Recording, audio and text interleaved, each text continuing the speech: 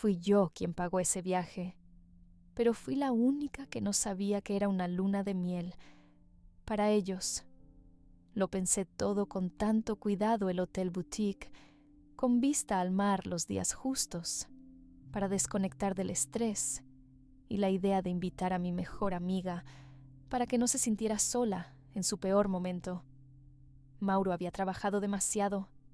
Lucía había perdido su empleo por un escándalo injusto. Y bueno, yo solo quería respirar un poco. No sabía que estaba financiando el escenario perfecto para mi humillación. El primer día en Amalfi fue una postal. Risas, vino blanco frío, la brisa del mar colándose entre los pliegues de mi vestido. Me sentía agradecida de tener una vida estable, 2 personas leales a mi lado y un futuro sin sobresaltos. Pero ahora entiendo que el silencio también es una señal. Lo supe desde la forma en que Mauro le ofreció protector solar a Lucía antes que a mí, desde cómo ella se reía de todo lo que él decía, incluso de esas bromas privadas que antes eran solo nuestras, desde cómo en las fotos yo salía desenfocada al fondo mientras ellos brillaban en primer plano. No quería ser paranoica. Me dije que eran ideas mías, que no podía desconfiar así, no después de tantos años de lealtad compartida, de secretos contados a media voz, en madrugadas difíciles.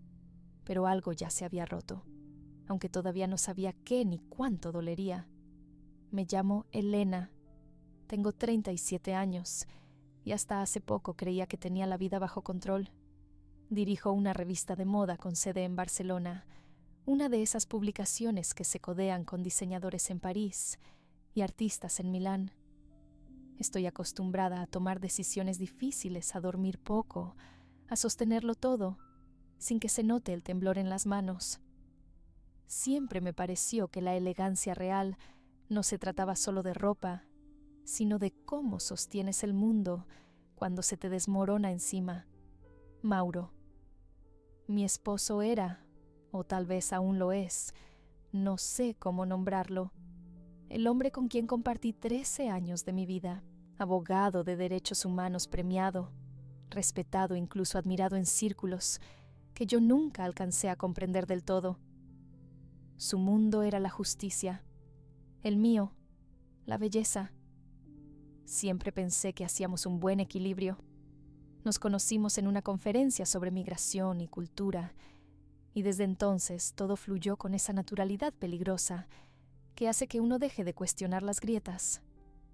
Nos casamos en menos de un año, compramos un piso antiguo en el Eixample y lo restauramos con paciencia. Y vino los domingos. Yo decoré, él gestionó los permisos. Yo imaginé los espacios, él calculó los metros cuadrados. Y así, poco a poco, tejimos una vida con hilos de acuerdos silenciosos. Lucía llegó mucho antes que Mauro. Éramos compañeras de universidad. Ella tenía esa energía arrolladora de las personas que nunca han dudado de su carisma. Era graciosa, intensa, leal. Compartimos apartamentos, deudas, novios intermitentes y madrugadas de llanto con helado barato. Cuando Mauro apareció, ella fue la primera en aprobarlo. Es tan diferente a tu ex. Este sí es hombre de verdad, me dijo con una sonrisa que en retrospectiva ya me incomoda recordar. Pasaron los años y nuestras vidas tomaron caminos distintos. Lucía se fue a Madrid, luego a Lisboa, luego volvió. Siempre reinventándose. Trabajó en agencias de publicidad, en medios, en campañas políticas incluso. Pero su temperamento tan eléctrico, tan impaciente, la llevó a tener más enemigos que aliados. Hace un par de años, un escándalo en una campaña digital la dejó fuera del mercado. La prensa la llamó manipuladora emocional, y aunque yo sabía que había exageración, no pude evitar sentir una punzada. Aún así, cuando me llamó entre lágrimas diciendo que no tenía a quién recurrir, la invité a quedarse en nuestra casa por unos días, para respirar. Esos pocos días se convirtieron en semanas, luego en meses. Mauro, en un gesto que me pareció noble en su momento, le ofreció ayudarla a redactar su defensa legal. Tiene talento, pero nadie le da la oportunidad de explicarse, dijo. Me pareció justo. Yo también la conocía, yo también había creído en ella.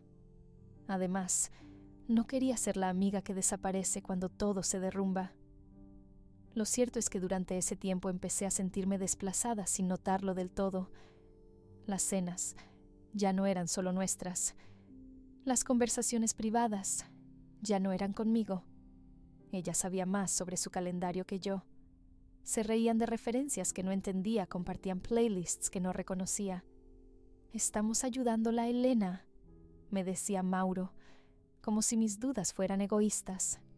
Y quizá lo eran. O quizá solo eran el grito ahogado de alguien que empieza a sospechar que su casa ya no es suya. Aún así, no rompí el equilibrio.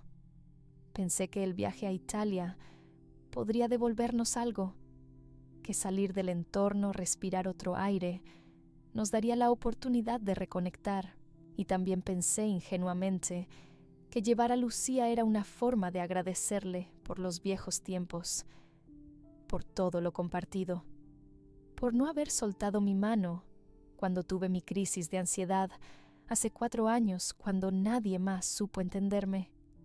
Reservé todo con ilusión, una villa con terraza frente al mar, catas de vino, cenas en restaurantes escondidos entre acantilados. Pensé que el Mediterráneo sería nuestro espejo, que allí podríamos vernos de nuevo sin tanto ruido. Los primeros días todo pareció prometer eso. Mauro me abrazaba más de lo habitual. Lucía decía sentirse viva de nuevo.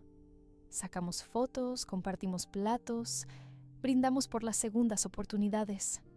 Pero por debajo de esa armonía, algo no cuadraba. Empecé a notar miradas prolongadas, silencios que yo no lograba habitar. La forma en que Lucía se arreglaba más cuando sabíamos que Mauro nos acompañaría. Los halagos que él lanzaba al aire, como quien lanza anzuelos, sabiendo exactamente qué pesca espera. Una noche, mientras caminábamos los 3 por el puerto, vi cómo Lucía se tropezó torpemente, y Mauro, en lugar de reír como lo habría hecho antes, la sostuvo del brazo con una delicadeza casi íntima. Me sonrieron como si nada, pero yo ya no era parte de esa broma. Dormí mal esa noche. Desperté con una sensación helada en el estómago. Me asomé al balcón y los vi abajo compartiendo un café antes de que yo siquiera me levantara. Lucía llevaba el albornoz de la villa, Mauro su reloj de bodas. Aún entonces quise justificarlo. Quise creer que todo era producto del cansancio, de mi imaginación exagerada, de la ansiedad que me visitaba en momentos de estrés. Pero una intuición antigua, de esas que no se enseñan, ya me había despertado. No fue un descubrimiento repentino. No hubo gritos, ni bofetadas, ni platos rotos, ni maletas lanzadas por las escaleras. Fue un deslizamiento lento, como cuando una grieta se abre en una fachada, y uno sigue viviendo allí pensando que es solo una línea estética, hasta que una mañana la pared se cae entera. Elena, que sospechaba ahora, era Elena que observaba. Ya no era parte del juego, era la testigo muda de una farsa perfecta. La tensión se escondía en gestos pequeños. Lucía siempre se sentaba al lado de Mauro en los desayunos, aunque yo llegara primero. Él pedía el mismo plato que ella, reían por los mismos detalles del menú, compartían vino y secretos disfrazados de anécdotas. Y cuando yo hablaba, era como si el volumen de mi voz se apagara en el aire. Una tarde fuimos a visitar Ravello, un pueblo suspendido sobre las montañas, con vistas al mar que parecían sacadas de un cuadro de Caravaggio. Caminamos por los jardines de la Villa Simbrone, rodeados de columnas y estatuas blancas, mientras el sol doraba nuestras sombras. Allí los vi por primera vez. tomarse de la mano.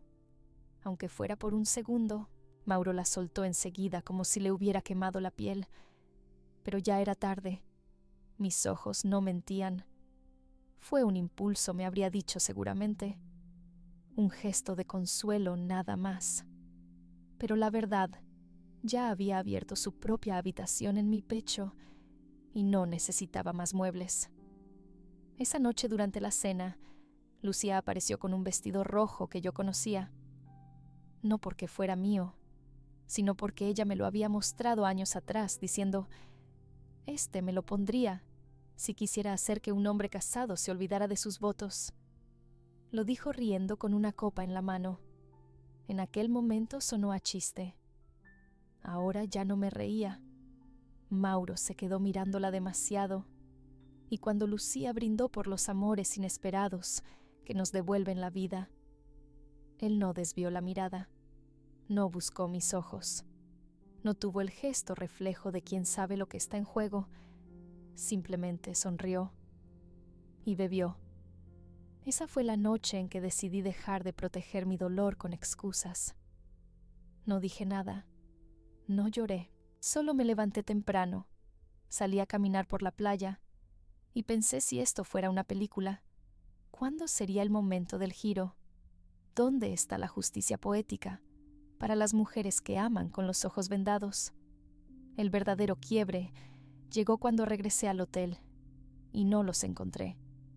El desayuno aún intacto, sus habitaciones abiertas. Silencio.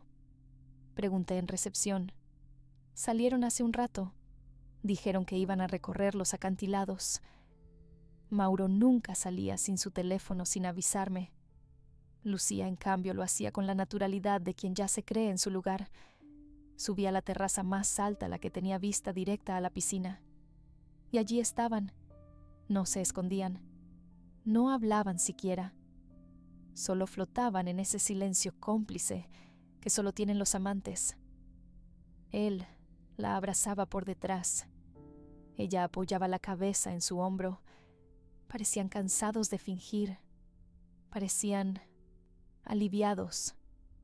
No me vieron, y aunque hubiera querido desaparecer algo en mí, se quedó allí mirando, como si necesitara esa imagen para acabar de creerlo, como si el dolor necesitara una fotografía para archivarse en la memoria y nunca más cuestionarse. Volví a mi habitación en piloto automático. Cerré la puerta con doble vuelta, me senté en el suelo y empecé a llorar sin sonido. No quería que el mundo oyera mi derrota. No quería que ellos supieran que me rompieron. Quería quedarme entera, aunque fuera por fuera. Encendí mi teléfono y comencé a grabar. No una confesión, ni una denuncia.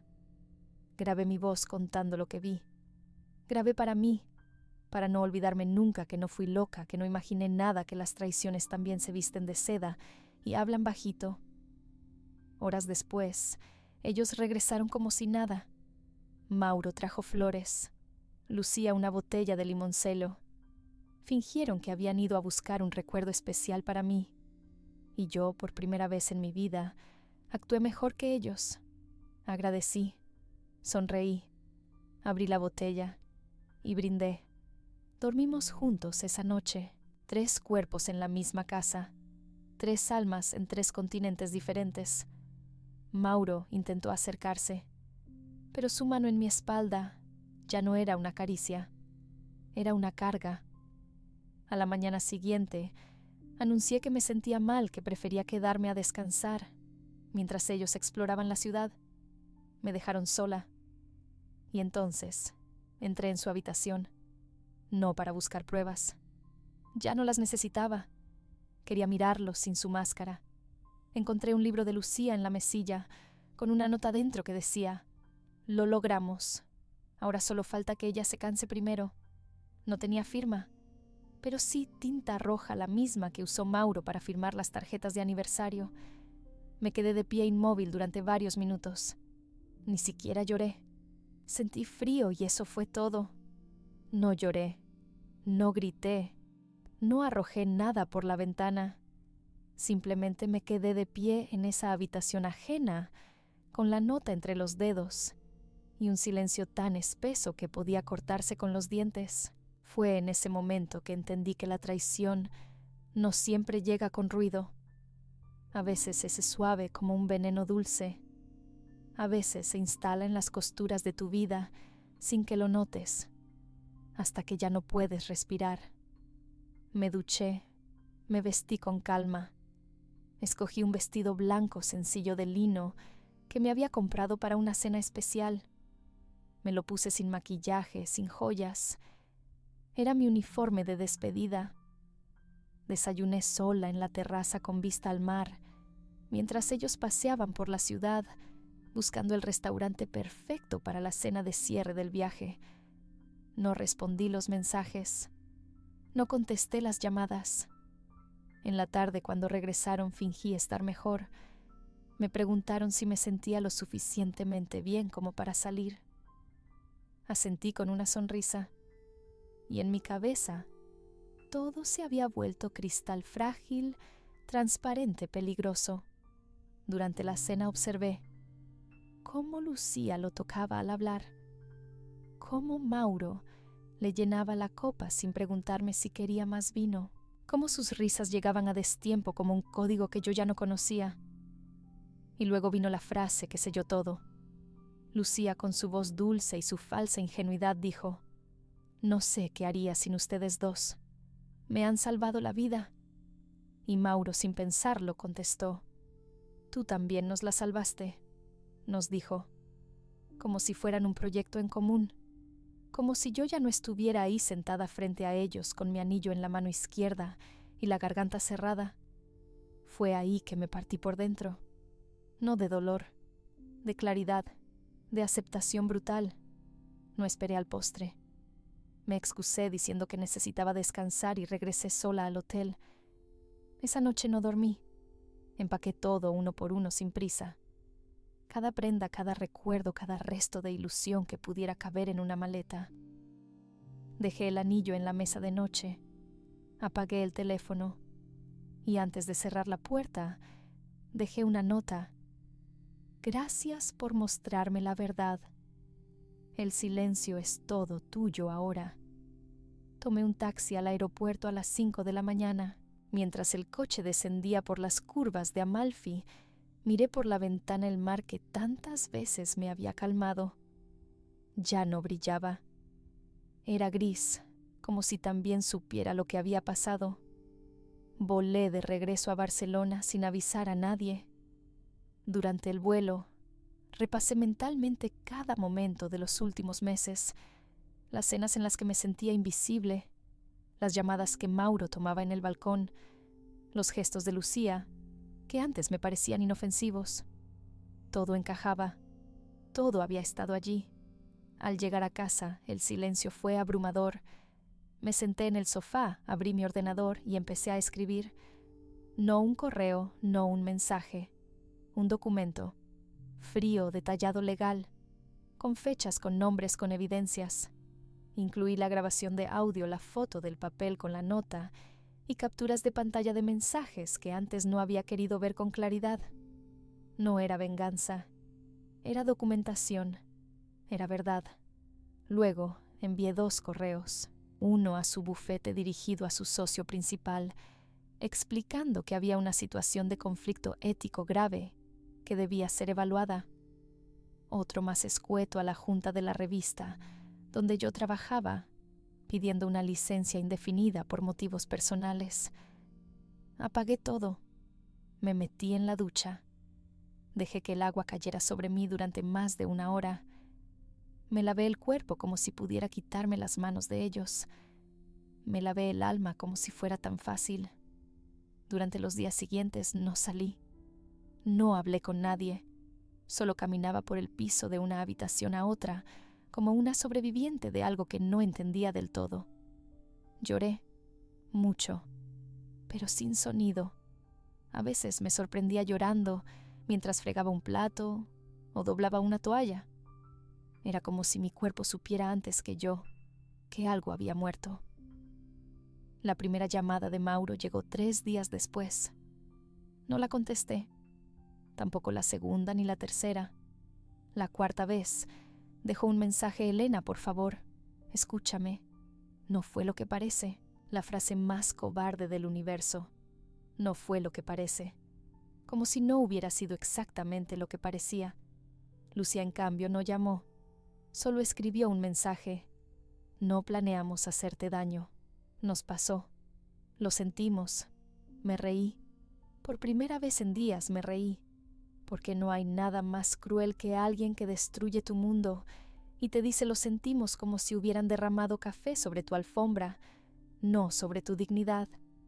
Volví a la vida poco a poco. Empecé terapia. Me dediqué a correr por las mañanas. Cambié el color de las paredes del salón. Compré flores, muchas flores, y las puse en todos los rincones, como recordatorio de que algo podía florecer incluso entre ruinas. Un mes después, su bufete anunció que Mauro quedaba suspendido temporalmente, mientras investigaban denuncias internas sobre conducta inapropiada, con personas bajo su tutela profesional. Lucía, por su parte, fue vetada por varias marcas, con las que intentaba colaborar. La nota se había filtrado. No por mí, pero alguien la hizo llegar a quien debía. Yo no hablé, no expuse, no grité. Solo me fui y dejé que el silencio hiciera el trabajo. No hice nada más, y sin embargo todo cambió. Fue la primera vez en mi vida adulta que no traté de arreglar lo que otros rompieron. No pedí explicaciones, no supliqué una disculpa, no intenté entender el porqué. Porque entendí algo esencial. Hay heridas que no se cosen, se dejan abiertas para que respiren, para que cicatricen solas, sin anestesia, sin permiso. Mi decisión de irme, de desaparecer de esa historia, donde ya era personaje de fondo, no fue un acto de debilidad, fue un acto de amor propio.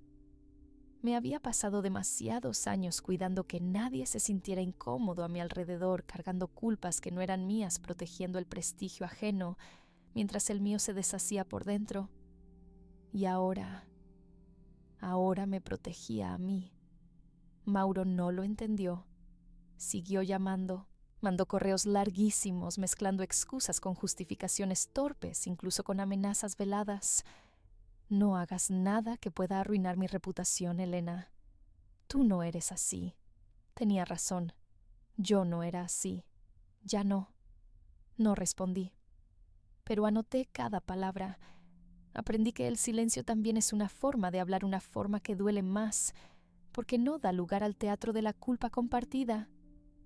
Él estaba solo frente a su reflejo, y ese reflejo ya no lo perdonaba. Lucía desapareció, literalmente. Cerró sus redes, cambió de número, se recluyó en algún rincón donde el escándalo no la tocara. Su caída fue más rápida que su ascenso. El medio en el que vivía, hecho de imágenes, aplausos digitales y alianzas frágiles, no perdona la hipocresía tan fácilmente. Yo seguí, poco a poco.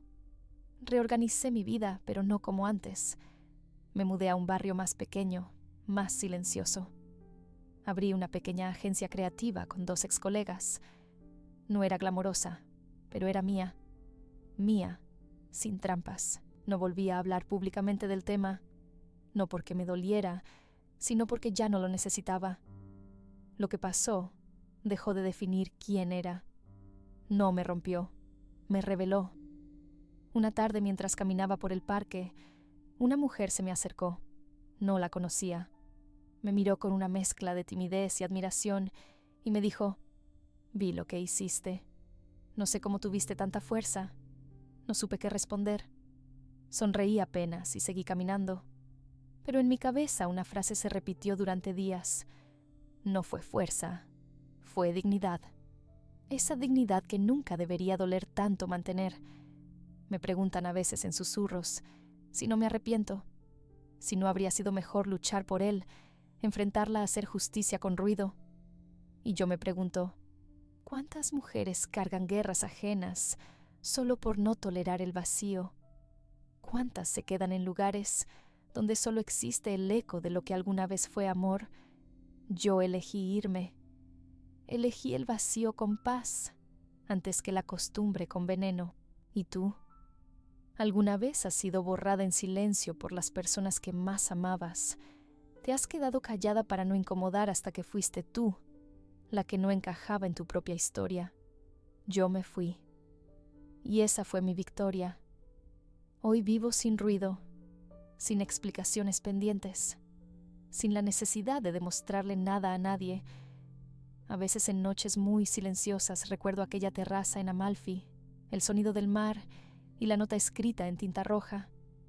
No duele como antes. Ya no quema. Solo es un recuerdo más. Un eco que ya no me alcanza. He aprendido que la traición no siempre destruye. A veces libera. Cada mañana me preparo el café en la misma taza que usaba en esos días oscuros. No porque me aferre al pasado, sino porque es la prueba de que sobreviví, de que no todo se rompió, de que aún con las manos vacías fui capaz de recogerme a mí misma. No volví a enamorarme, no aún, pero tampoco cerré la puerta. He conocido gente amable, hombres buenos, mujeres con historias parecidas. He escuchado relatos tan parecidos al mío que a veces me pregunto si el mundo está hecho de mujeres rotas que aprenden a recomponerse en silencio. Y ahí está el verdadero legado, no en la caída de ellos, sino en la forma en que me levanté, sin escándalos, sin teatro, con la frente en alto y los pies firmes. Mauro, dicen, ya no ejerce. Lo despidieron de su bufete tras confirmarse que había mentido en su declaración ética. Vive solo, según me contaron. Algunos aún lo admiran, otros prefieren no hablar de él. Nadie lo defiende. Lucía intentó volver. Un par de entrevistas, una aparición pública, pero nadie la tomó en serio. En el mundo de las apariencias, no hay retorno posible cuando la máscara se cae en directo. Yo no los toqué, no los expuse, no hice justicia con las manos. Solo aparté el espejo y dejé que se vieran. Y eso fue suficiente. A veces las ausencias son más ruidosas que cualquier grito. A veces el mayor acto de poder es irse. A veces creemos que el amor todo lo aguanta, que el silencio es noble, que callar es proteger. Pero hay silencios que nos borran y amores que solo existen mientras una parte se sacrifica en silencio. Esta no es solo mi historia, es la historia de muchas, de quienes fueron leales hasta el final y descubrieron que el final ya estaba escrito sin ellas. Pero también es una historia de reconstrucción, de dignidad, de volver a ocupar el lugar que nunca debimos ceder, el de nuestra propia paz. Si tú también has sentido alguna vez que te dejaron fuera de tu propia vida, que te robaron la voz, que te traicionaron en nombre del amor, esta historia es para ti. Y si conoces a alguien que necesita escucharla, no dudes en compartirla, porque a veces todo lo que una mujer rota necesita es saber que no está sola. Suscríbete para más historias que sanan y abren los ojos. Cuéntanos en los comentarios si alguna vez fuiste tú la que decidió irse en silencio y por fin respirar. Activa la campanita para no perderte ningún episodio nuevo